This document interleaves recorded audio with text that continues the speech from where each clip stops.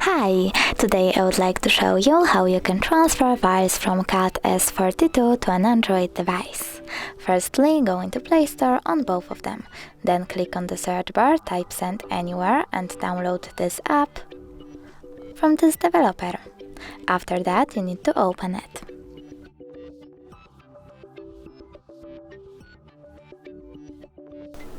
Now choose I accept. Click Confirm, Continue and Allow.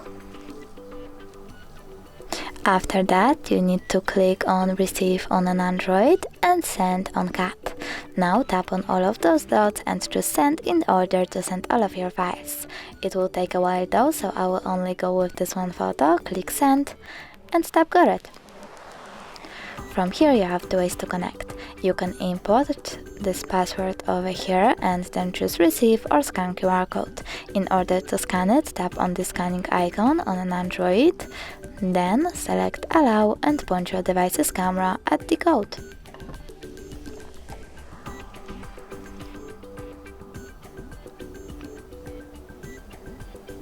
As you can see, my photo was transferred successfully, but you can always just check it out by going into Files app, selecting Browse and clicking on Images in my case. As you can see, Send Anywhere section is here.